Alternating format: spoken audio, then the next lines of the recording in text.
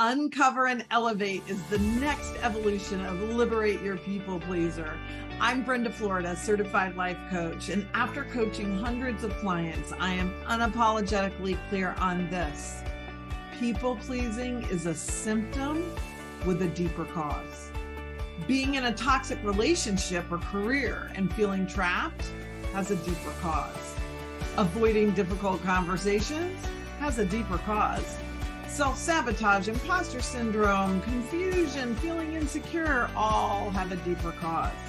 In Uncover and Elevate, we are going to look under the hood every week to uncover what the deeper causes are that shape our lives, including the ones that make breaking a pattern, even one we want to break, so hard.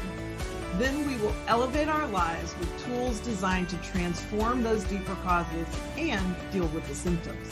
Join me each week as we uncover and elevate our lives. And now, here's this week's episode of Uncover and Elevate. Hello, everybody. Today we are going to talk about that incredibly disempowering thing that all of us tend to do that I call compare and despair. So you have probably experienced plenty of times that as soon as you start comparing yourself to someone, it triggers a downward spiral or some sort of inner critic, barrage of thoughts. It can trigger imposter syndrome. It can trigger lots of not good enough, okay? From things like, I had a client who was just really exhausted by the pace of her life, the amount of work. She was doing some volunteer projects, took on a part-time job. Like, to me, I'm listening to her and I'm like, well, of course you're exhausted. But in her own mind, she was comparing herself to her boyfriend, who she felt like, got more done in a day or did more things or was involved in more things or whatever. And so she then judged herself as not doing enough. She judged being exhausted, because she's comparing herself to him and saying, well, he could do more, so I should be able to do more. So it shows up that way sometimes. And other ways it shows up lots of times in any sort of financial or professional success with entrepreneurs. Holy smokes, big time. Oh, well, my business has been open for a year and I'm only doing this much in revenue, or I haven't hit my 6 figures. Oh, they had a 5-figure launch and I only sold 4 programs, like whatever. Like there's all kinds of then comparison. And then what follows that is that despair, some amount of feeling not good enough, not far enough along, it's not happening fast enough, like all these things that do not make us feel better. Sometimes we will compare in an effort to feel better about ourselves, or maybe that's where it starts, is I think if I compare myself to somebody else, it's going to make me feel good about myself, but that rarely happens. And what you're in danger of there is that as soon as you compare yourself to someone else, even if it's in an effort to make yourself feel better, it can still wind up in sort of an unintentional self-diminishment. And that often happens when we compare our pain to somebody else's pain. Like I have this pain, or I've had this trauma. Oh, but look, their trauma is their pain is worse. So I should just be grateful. I should just be happy with what I have, right? That doesn't help either, because that diminishes your own pain, your own suffering, your own trauma. We all have pain. Pretty much everyone has trauma, and nobody's out there measuring whose is better and worse. It doesn't matter. It's why we can relate to each other, because your trauma might be like 10 times worse than mine, but the feelings we had are probably very similar. So comparing ourselves to others just never turns out in our favor. And so I want to talk a little bit about why it even happens. I did just mention one reason. Sometimes we go down that road because we think it's going to somehow make us feel better. The other reason we do it sometimes is we think it's somehow going to motivate us. So this is kind of another layer of that distorted thinking that is, if I am hard on myself, if I beat myself up, if I'm critical to myself, if I compare myself to somebody else and they're doing more, that's going to motivate me to do more. Or for instance, like, kind of an easy example maybe might be I'm at the gym and I'm comparing my level of fitness or my body to somebody else's body who's more fit than I am, thinking that's going to motivate me to be, to get more fit the way they are. But rarely does that ever happen. What it does is it makes us then feel bad about ourselves. So I need to work out more. I'm not working out enough. I'm not working out hard enough. I'm not, all these things that again move us towards despair. And so it's just a habit. It's very culturally acceptable. It's very culturally encouraged in many ways. It's what breeds a lot of really unhealthy competition. So there's a lot of reasons why it gets started, but in doing so, it just never turns out very well for us, and what can be even worse is if we compare ourselves and diminish the other person. That's no better, right? That feeling of superiority, I'm better than you, I'm doing a better job at this, like that's not really any better, because we don't really end up feeling like we've won, quote unquote, at the expense of another. So it's also kind of underpinned with this idea of scarcity thinking of, there's not enough resources to go around, there's not enough business to go around. So if you're doing better than I am, then you're taking away my business, or, whatever, if I'm doing better than you are. So we don't want to get into comparing ourselves to anybody. Everybody's experience is different. What everybody needs is a little bit different. What everybody's capacity is different. Everybody's trajectory and timeline for growth, whether it's spiritual growth or personal growth or growing your business, I don't care what it is. We are all unique. And that's why I love one-on-one coaching so much. And if you look at the link in my bio on Instagram, or you go down to the show notes here, or if you got an email about this podcast, it's in the email.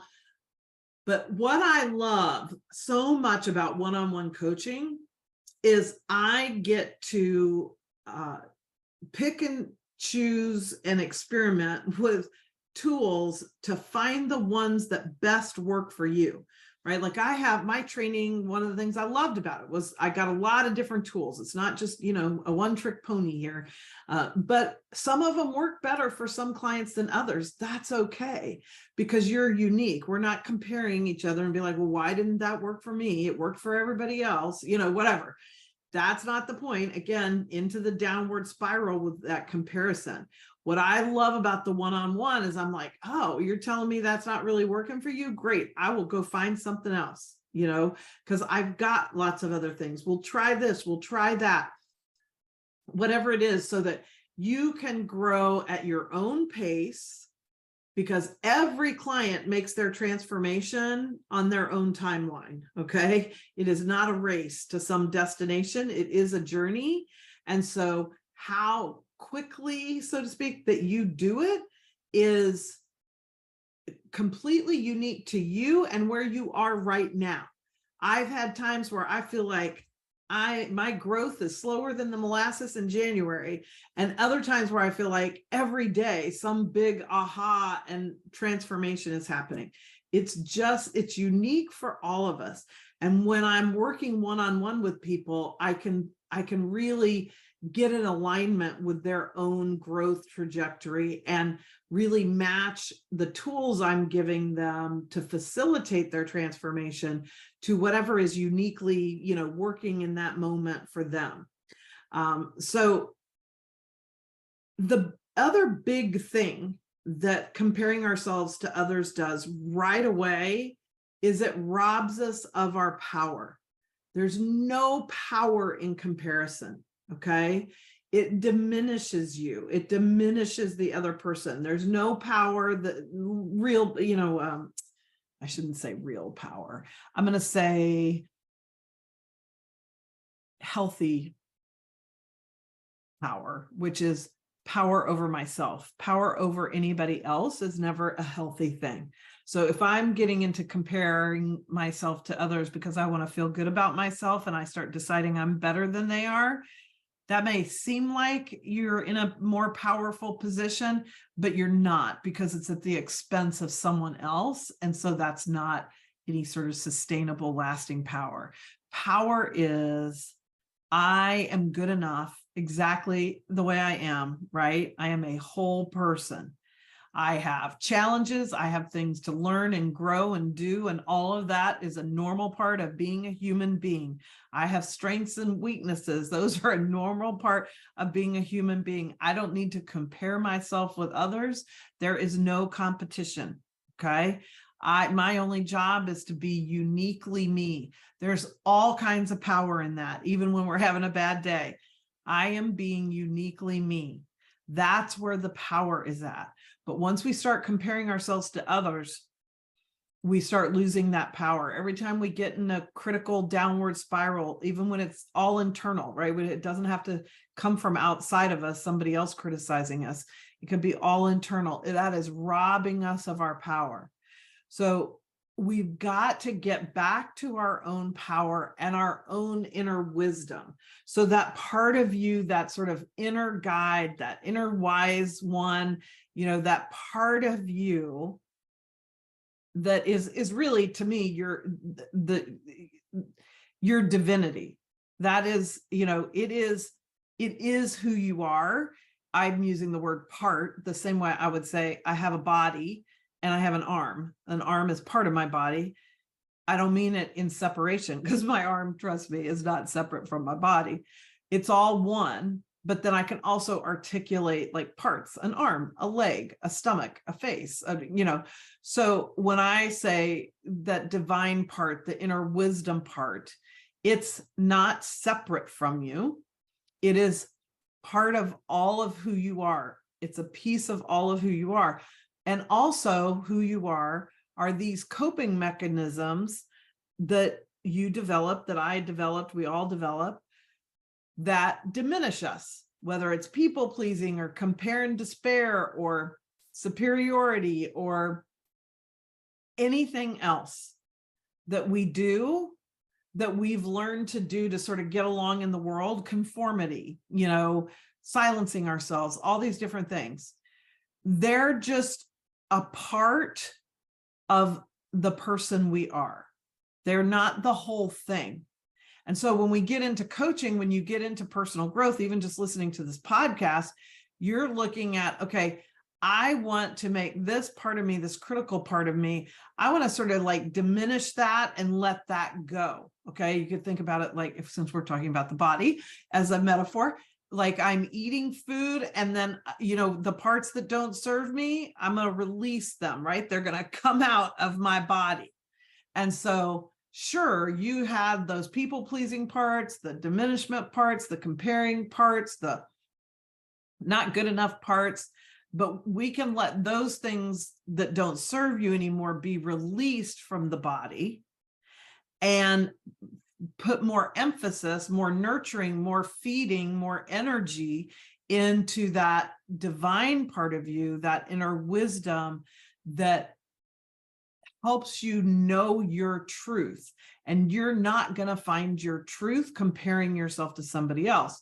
So like in the story I opened up with the client that was so exhausted, but was comparing herself to her boyfriend. And so still deciding she wasn't doing enough or she shouldn't be exhausted. There's power in, there's divinity in, there's wisdom in. No, I just have my own capacity. Like my capacity is different than anybody else's capacity. There's no point in comparing. Comparing doesn't serve me.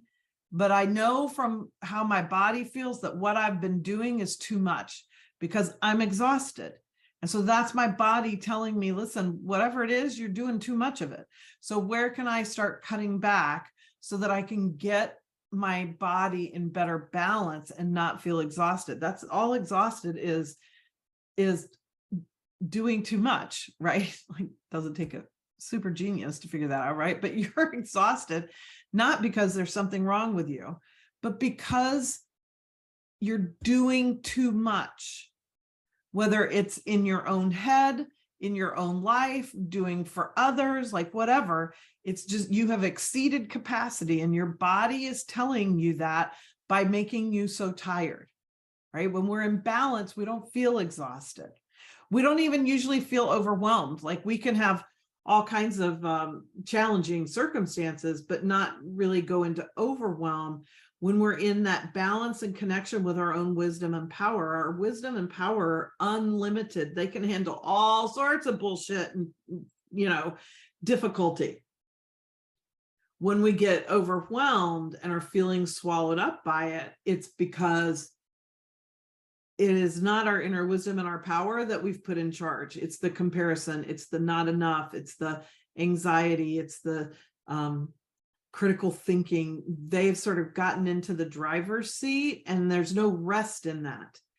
And so it's exhausting, So we get back into our own inner wisdom and power when we take a breath, take the time to evaluate what we're doing and see what we may need to say no to, book a session, start working with me. Everybody who starts working with me, it's because they're at one of these kind of moments where they're just like, I can't keep doing this. It doesn't mean their world is on fire. It's just like, I'm tired of being exhausted. I'm, keep hitting relationships that, I end up giving too much, like whatever it is. Doesn't mean their world's on fire. It just means they're tired of doing it the way they've been doing it. And they want my help. All I do with every client is help them see their own inner wisdom. I'm not giving them advice. I don't have an agenda for them. I just want them to connect, to be able and learn how, if they don't know how, to connect to that inner wisdom, that inner power, that inner wholeness and worthiness. All these words are really interchangeable, so that then how they decide to direct their outer life gets in alignment with that. So I hope all that resonates and makes sense. I would, of course, I always love to hear from you guys. Like I said, I would love to talk to you. I do free, no obligation, 15-minute call to talk about whether or not now could be the right time to work with me. If I'm the right coach, there's no pressure. I'm not a hard sell because it doesn't work to force people into working with you, right? It's a counterintuitive to even say, I can't make you grow. But if you're in that place where you're ready for something different, and I feel like I can help you with the things that, are different, and you feel like after more talking to me, I'm the person who can facilitate that growth for you, boom. We can do so much. It astounds me all the time, the amount of transformation that my clients experience. And I don't say that to pat myself on the back. I do think I'm a good coach. But they have the transformation because they do the work.